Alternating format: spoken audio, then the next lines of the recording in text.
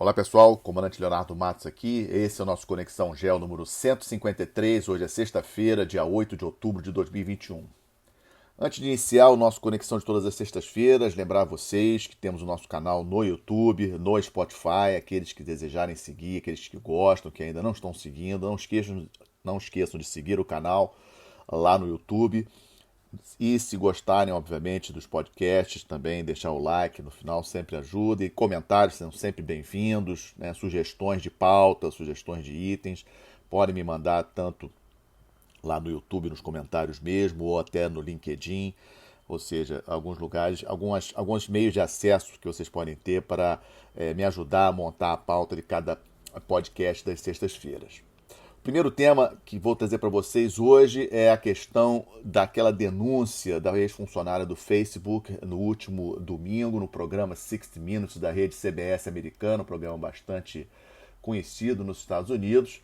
E essa ex-funcionária do Facebook, a Frances Haugen, ela traz para a gente, depois inclusive ela foi ao Congresso americano durante essa semana depor, e ela traz para a gente uma realidade que, na verdade, os especialistas já sabiam, de que o Facebook, obviamente, como toda empresa, ela objetiva lucro, sabe que os posts de ódio e de raiva e fake news, esse tipo de posts, são coisas que aumentam a audiência e, de acordo com ela, tem documentos provando de que a empresa poderia ter feito mais do que efetivamente faz. A questão aqui que eu trago para nossa reflexão é o que a sociedade pode fazer a respeito. Então, na minha avaliação, já existem alguns livros, inclusive, que discutem muito isso, sobre a influência das redes sociais. Nós temos visto nos últimos anos, inclusive, eventos políticos bastante associados com influência nas redes sociais, eleições de presidentes, plebiscitos importantes, questões como o caso do Brexit do Reino Unido, muito famosa, a influência da Rússia no voto pela saída do Reino Unido da União Europeia em 2016, ou seja, o uso das redes sociais para manipular o ser humano. E, na minha opinião, nós estamos vivendo talvez uma situação que os filósofos antigos chamavam de estado de natureza e podemos chamar de um estado de natureza cibernético que está acontecendo, ou seja, o ambiente cibernético ainda é um ambiente onde não existe uma ordem, né? Não existe uma regulação. E, na minha avaliação, os estados, nação, vão ter que entrar nessa questão porque a sociedade vai demandar isso, vai demandar uma proteção. Estamos vivendo um estado de natureza cibernética e o Estado vai ter que atuar para ajudar a acalmar essa situação, a regular essa situação em proveito dos cidadãos. Segunda parte, disputas hegemônicas, tema que realmente quentíssimo essa semana. Desde sexta-feira da semana passada, a China enviando um número de aviões muito grande dentro da zona de defesa aérea taiwanesa, não é dentro do espaço aéreo taiwanês, existe uma diferença. É uma área que, na verdade, é um espaço aéreo internacional, mas que Taiwan considera como uma zona de identificação e defesa. A China sabe disso, só que a China considera Taiwan uma província rebelde. Então a China também acha que não precisa pedir permissão para Taiwan para fazer nada naquela região. Números crescentes de aeronaves, de aviões de guerra chineses sobrevoando essa área. Isso aconteceu na sexta-feira da semana passada. No sábado bateu o recorde. E na última segunda-feira agora, dia 4, a coisa foi tão grande.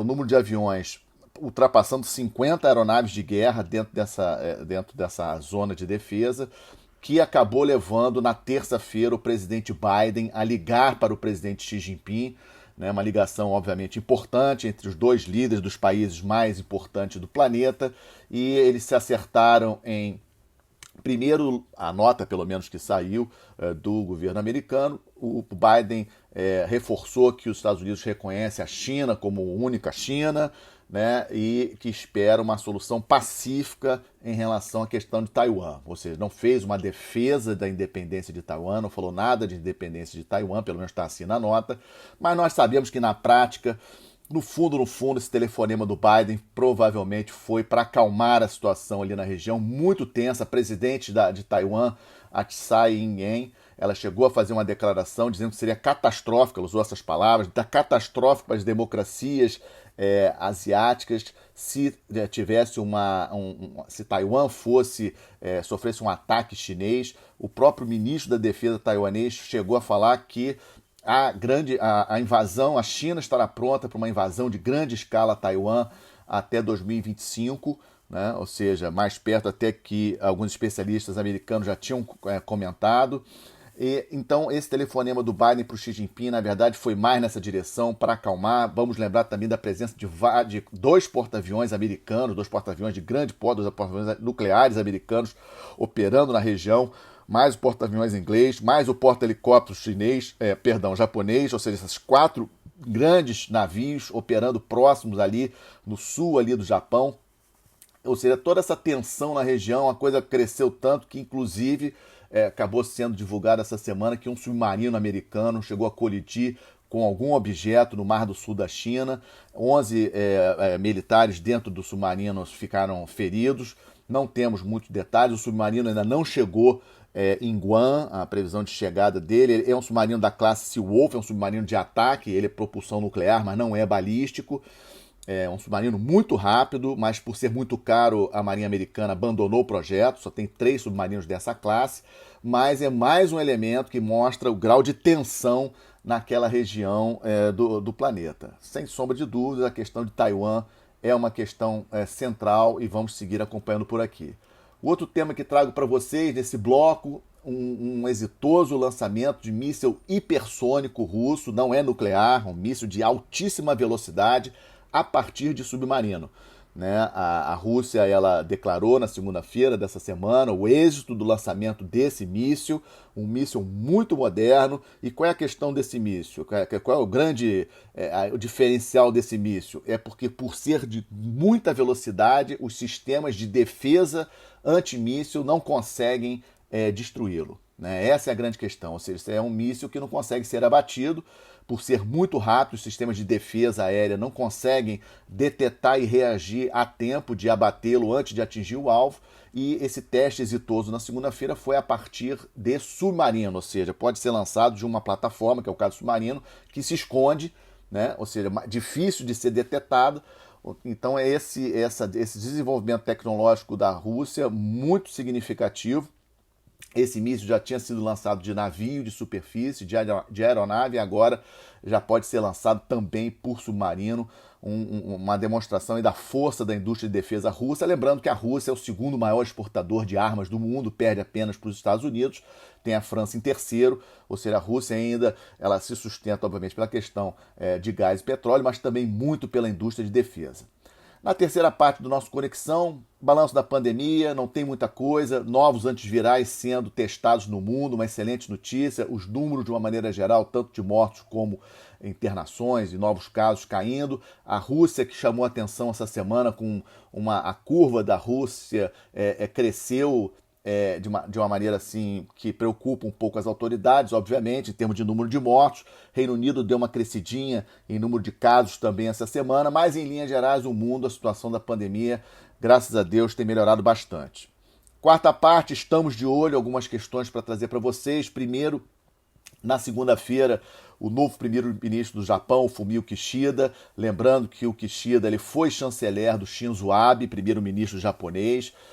Durante o Kishida ele foi chanceler do Abe de 2012 a 2017, e o Kishida tem um grande desafio, que é recuperar a economia japonesa, e ele antecipou as eleições parlamentares. Eu tinha falado sobre isso na semana passada, sobre eleições parlamentares no final de novembro, mas agora, essa semana, após a sua posse na segunda-feira, formalmente como primeiro-ministro japonês, ele antecipou para 31 de outubro. A preocupação dele é já arrumar a casa, já garantir que o partido dele mantenha a maioria no parlamento japonês, de modo que ele possa aí implementar as políticas necessárias. A grande expectativa é com relação à parte de defesa, o que o Japão vai fazer em termos de defesa, em termos de incremento da defesa. Lembrando que o Shinzo Abe, que foi primeiro-ministro japonês durante muitos anos, defendia muito a questão da mudança do artigo 9º da Constituição japonesa, de modo que o Japão pudesse se armar de maneira mais adequada contra a grande ameaça para o Japão, que obviamente é a China.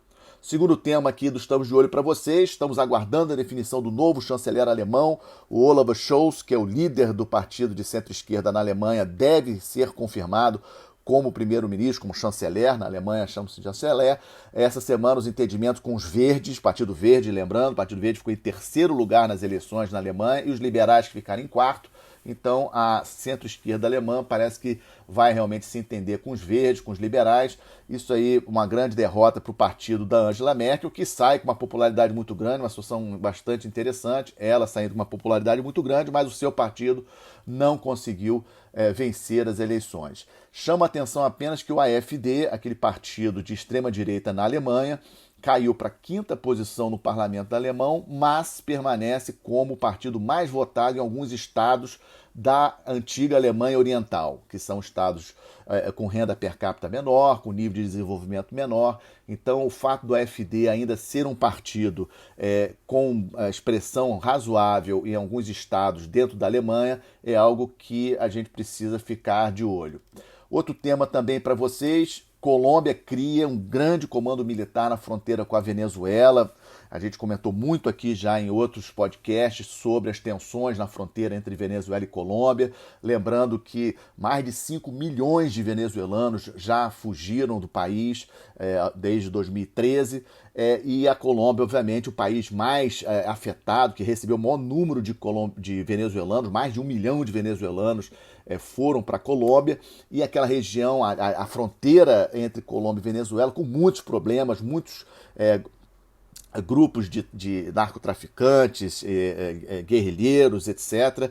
E a Colômbia resolveu criar um grande comando, 14 mil militares nesse comando, comando específico do norte de Santander, uma região da Colômbia, CENOR é a sigla, e vamos continuar acompanhando essa situação na fronteira entre Colômbia e Venezuela, entorno estratégico brasileiro, uma região, obviamente, de muito interesse para o Brasil.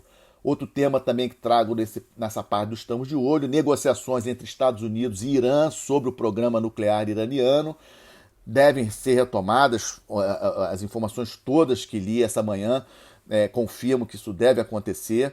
Essa semana, o secretário de Estado, o Antony Blinken, dos Estados Unidos, ele conversou com o Sergei Lavrov, da Rússia, que é o ministro de Relações Exteriores da Rússia, sobre esse assunto, ou seja, um assunto realmente importante. O ministro de Relações Exteriores do Irã foi à Rússia essa semana conversar com Lavrov na quarta-feira, reuniões em Moscou, ou seja, tudo leva a crer que as negociações formalmente vão acontecer. Elas estavam paralisadas desde junho, julho ali, na época que o Ebrahim Raisi venceu as eleições presidenciais no Irã. Obviamente é um tema que interessa demais, principalmente para a região do Oriente Médio, Israel principalmente, e essas negociações, lembrando que o acordo de limitação do programa nuclear iraniano foi assinado em 2015 pelo Irã, todos os membros permanentes do Conselho de Segurança das Nações Unidas, mais a Alemanha e a União Europeia, e esse acordo, os Estados Unidos saiu desse acordo com o presidente Trump em 2018 e agora parece que vai ser retomada as negociações, vamos aguardar. Último tópico desse quadro, a questão da crise energética na Europa e no mundo. Obviamente estamos muito de olho nessa situação, e especialmente porque estamos chegando aí na época do frio no hemisfério norte, o consumo de energia vai aumentar, os Estados Unidos também estão com preços altos, e os Estados Unidos fornecem gás para a Europa, e aí tem uma situação preocupante, porque os Estados Unidos, um dilema para os Estados Unidos, eles reduzirem a venda de gás para a Europa para poder atender o mercado interno americano, também bastante aquecido em termos de indústrias, etc., ou seja, precisando de energia. A Europa precisa da energia, os Estados Unidos fornecem atualmente gás para a Europa, só que com os preços do jeito que estão, pode ser que os Estados Unidos segure esse fornecimento de gás para a Europa, o que vai levar a que a Rússia ganhe ainda mais força nessa relação de dependência energética que a Europa tem. Essa é uma grande questão, é um elemento importante. Eu sempre falo: energia, alimentos e água, todos os países precisam para sobreviver. Aqueles países que não têm autossuficiência nesses três elementos, isso aí é uma questão relevante.